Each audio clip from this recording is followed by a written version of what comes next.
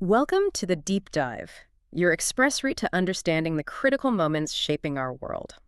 Today, we're dissecting a sporting showdown that has, well, pretty much the entire cricketing world on the edge of its seat. It's July 31st, 2025, and we're right here at the iconic Oval for the thrilling conclusion of the Anderson-Tendulkar Trophy series between India and England. This isn't just another match, this is the decider. And honestly, the air here in London is absolutely crackling, isn't it? It really is. There's just that special feeling you get for a final test like this. And our mission for you today is to really unpack that pivotal first session.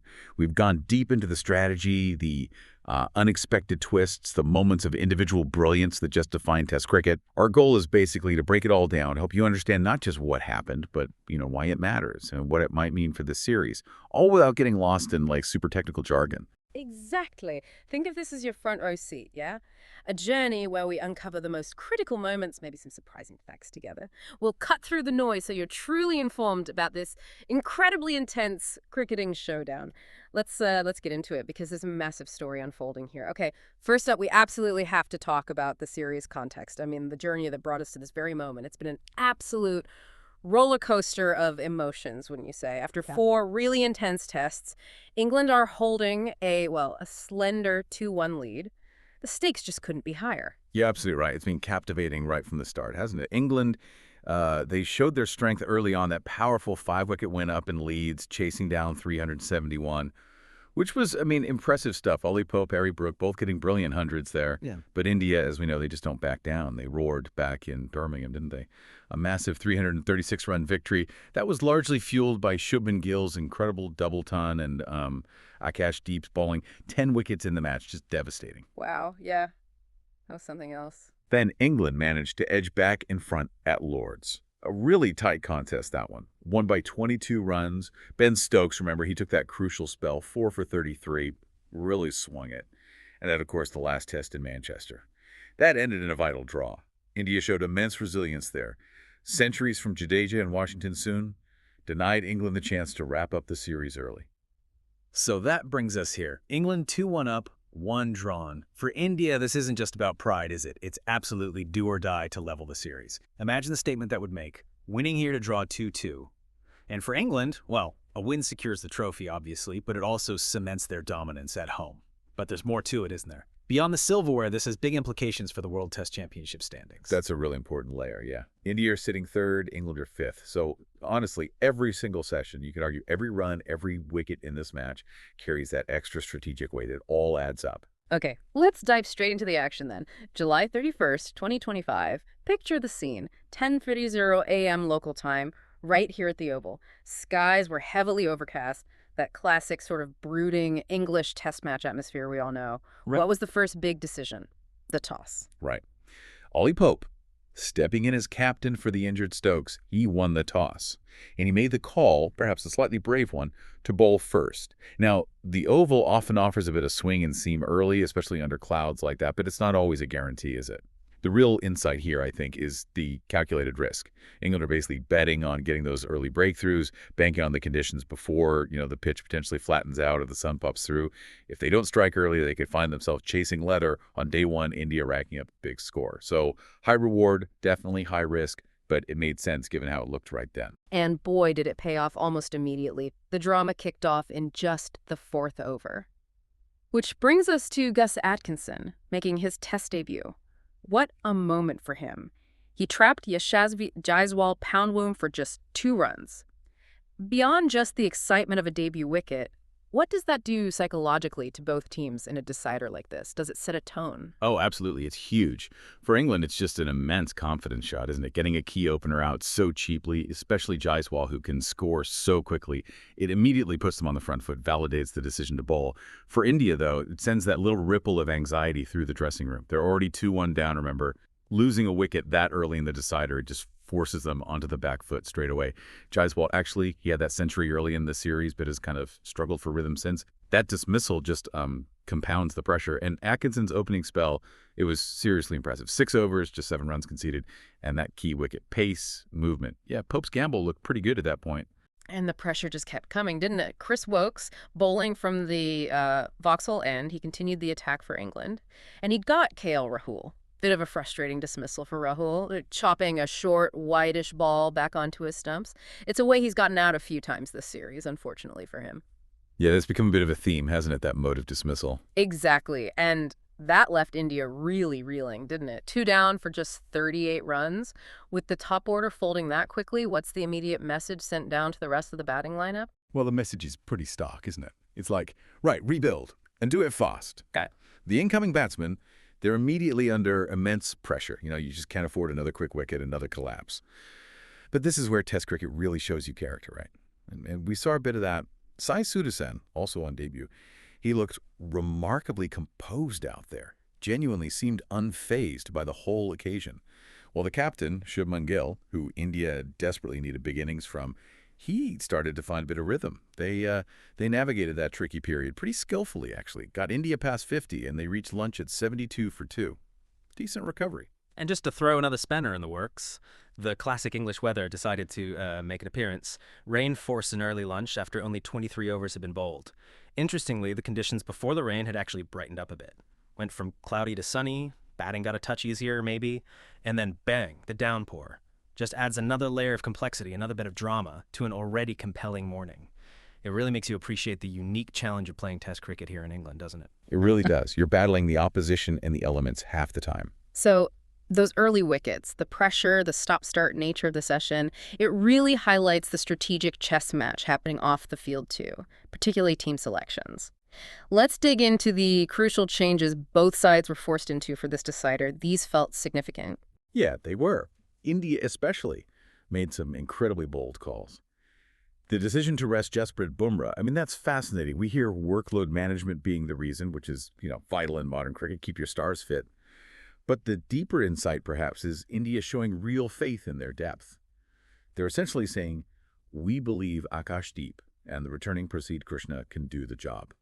It's a massive vote of confidence in their squad, but yeah, it absolutely ramps up the pressure on the bowlers who are playing. Then you had Rishabh Pant, unfortunately breaking his foot in Manchester. He was replaced by Dhruv Jurel with the gloves. Anshul Kamboj made way for Akashdeep. Shardul Thakur was replaced by Karun Nair. That's a move to strengthen the batting.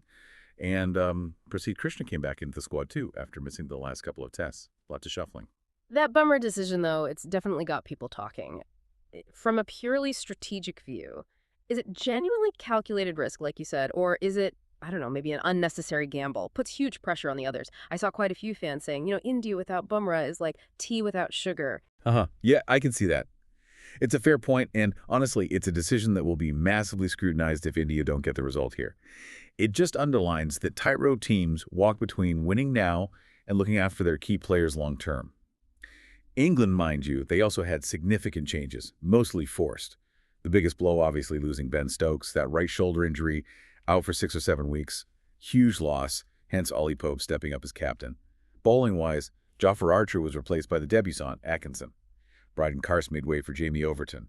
And Liam Dawson was swapped out for Jacob Bethel, the spin bowling all-rounder. Plus, Josh Tongue came into the squad. These widespread changes, on both sides really, they just hammer home how grueling a 5-test series is. It forces teams into these big strategic shifts, sometimes right up to the morning of the match, juggling injuries and tactics. Okay, let's shift focus now onto the players themselves, the individuals who are really shaping this test match. These are the guys who could define the outcome of this whole decider. Absolutely. Let's start with Shubman Gill. India's captain, 25 years old, leading the side for the first time in tests. What a stage to do it. He's been just phenomenal this series, hasn't he? The absolute rock of India's batting. 700 runs already, average of 87.50, 4 centuries, including that massive double hundred back in Birmingham. Just incredible consistency. Comes from Fazilka in Punjab. His rise has been pretty rapid. Off the field, you hear about his love for cars and social media, but on it, he's pure focus. Elegant, but with a real hunger for big scores. He was 15 not out at lunch. India desperately need him to convert that into something substantial. Then there's the other guy who was not out at lunch, Sai Sudharsan. India's 22-year-old debutant. He's from Tamil Nadu, already made waves in domestic cricket and for Gujarat Titans in the IPL. Known for, really elegant stroke play, but also this remarkable composure. We saw that today, didn't we? 25 not out on debut, under pressure. He just looked calm, like he has that unflappable temperament you need for Test cricket. It's a massive opportunity for him, this, a golden chance. Definitely. A real test of character, and he looked up for it. Now, for England, you've got Gus Atkinson, the 26-year-old right-arm quick, What an entrance. That immediate electrifying impact, getting Jaiswal's wicket. His first spell, 6 overs, 7 runs, the wicket. Showcased real pace, got bounce, moved the ball off the pitch. He looked a proper threat. England's hopes really rely on him maintaining that level, proving he's not just, a one-spell wonder on debut. Yeah. Can he sustain it? And we absolutely cannot forget the veteran Chris Woakes. England's 36-year-old stalwart. Woakes just loves the Oval. His record here is incredible. Last 5 tests here, 27 wickets at an average of just 14. That's ridiculous. He really is. His dismissal of KL Rahul today was his 10th wicket of this series. He's clearly going to be absolutely pivotal to England's plans, especially trying to break through India's middle order. He's that sort of wily old fox, isn't he? Knows these conditions inside out. Exactly. Experience counts for so much in these situations. Yeah. It's just wild seeing these debutants perform like this. Sudharsan looks like he's been playing Test cricket for like 10 years, just completely unfazed. And Atkinson, he bursts onto the scene and bowls like he owns the Oval already. Debutants these days, eh? Zero fear, just pure performance. Yeah, the confidence is amazing. Right, let's zoom out for a second and just appreciate the stage itself, the Oval. Officially Kennington Oval. I mean, it's truly one of cricket's most iconic venues, isn't it? So much history. Hosted its first test way back in 1880. Incredible. It really is steeped in history. And the pitch itself has its own character. Generally offers, pace and bounce early on, which the quicks love. But as the game wears on, days 3, 4, 5, it tends to wear and offer more help for the spinners. Looking at the history between India and England here, well, England have historically done well. Out of 13 tests, England have won 7, India 3, and there have been 3 draws. However, India will draw huge confidence from their last visit here in 2021.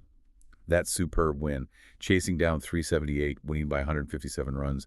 Shardul Thakur and Washington Sundar were key then. So that recent history gives India something positive to cling on to. It works both ways, that historical context. So even with that recent win for India, the overall history and the sheer weight of this match, the question of legacy really looms large, doesn't it? It's something you hear cricket pundits talk about all the time. The Oval is where legends are made. Will this Indian side rise to the occasion and, etch their names into that history? And speaking of things looming large, we have to come back to the weather. It's just been this constant, unpredictable character throughout the series. That's absolutely right. Rain has been such a recurring theme. It even influenced the draw up in Manchester. You could argue it saved India there. And it definitely made its presence felt today, didn't it? Interrupting that first session, forcing the early lunch, and the forecast suggests there's more rain around over the next few days. That could heavily influence the outcome of this match. It adds another layer of strategic thinking for both captains, constantly looking at the sky, adjusting tactics not just for the opposition, but for the elements too. London's weather, honestly, it feels like it's trying to be the 12th man for both teams, adding its own special brand of chaos. It just goes to show, doesn't it? No. Test cricket in England, it's often a test against your opponents and against the elements. Adds that unique layer of strategy and, resilience. Couldn't agree more. Now, it's easy to get swept up in the drama, the atmosphere, the individual moments, but sometimes the numbers, the raw data, tell a crucial part of the story. Let's crunch some data, see what the stats reveal about this series and the key performers so far. Yeah, the numbers are pretty revealing. Leading run scorers, Shubman Gill, as we mentioned, way out in front for India. 700 runs, average 87.54 tons. Just phenomenal. Joe Root for England, he's also been exceptional. 550 runs, averaging 78.57. A couple of centuries for him, and Yashasvi, Jaiswal for India. Despite today, he's still got 450 runs at a healthy 56.25 with that 1 century. Bowling-wise, Akashdeep for India actually leads the wicket charts with 20 at a very good average of 24.50. Jasprit Bumrah, even missing this one, he's got 18 wickets at under 23. Shows how much they might miss him. And Chris Woakes for England, he's been very effective. 15 wickets now, average around 28.66. And we should also mention that partnership, shouldn't we? Gill and Jadeja in the 4th test. That 203-run stand was absolutely crucial in securing the draw for India. These numbers, they don't just show individual brilliance. They paint a picture of that relentless collective effort you need in a 5-match series. They really do. That Gill-Jadeja partnership, yeah, that felt massive at the time. Saved the game, potentially saved the series for India there. And you can really feel the fan buzz around these numbers, too. I've been seeing comments online, things like, Gill has to step up again. 4 centuries is amazing, but can he make it 5 in the decider? Yeah. Or people debating the selections. Did India miss a trick, not playing an extra bowler? Or is batting deep the right call on this pitch? Are those fair points? Do they reflect what the experts are saying? Yeah, those sentiments definitely chime with what some of the, seasoned observers are thinking. There's a general view that this series has been a massive test of character for both teams. India have shown that resilience, especially in Manchester, digging deep for the draw. But the focus now, for them, has to be converting that fight into actual wins, into getting over the line. For England, the observation is that their younger bowlers, like Atkinson today, have really stepped up when needed. But the key word is consistency. Atkinson's start is fantastic, incredibly promising, but the challenge for him, and for England's attack as a whole, is maintaining that intensity, that performance level, throughout a high-stakes test like this. Every single session from here on out is like a fresh battle, isn't it? A chance to build on those stats or rewrite the narrative. What an incredibly intense series this has shaped up to be, hasn't it? And it all culminates here in this critical test at the Oval. We've seen just about everything, amazing individual performances, some really surprising strategic calls, and, of course, the ever-present drama of English weather, even just in this first session. The stakes are just sky high for both teams. Trophies, legacies, World Test Championship points. It's all on the line. Absolutely. And looking ahead, what India's immediate aim has to be consolidation, doesn't it? After that early wobble, Captain Gill and the debutant Sudharsan, they'll be desperate to build a really significant match-defining partnership now, lay a solid foundation. For England, the mission is crystal clear. Keep hunting for wickets. They'll be hoping their key guys, Woakes and Atkinson, can continue making an impact, break this partnership early in the next session. That period after lunch is going to be absolutely crucial, I think, in setting the tone for the rest of this match. It really is. And, as we watch this epic battle continue to unfold, it kind of makes you wonder, doesn't it?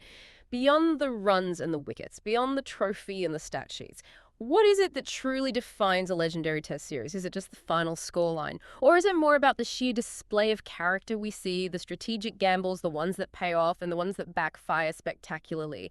And those unforgettable moments of individual brilliance, the ones that really etch a match, a series into cricketing history. Just something to maybe ponder as this decider at the Oval plays out.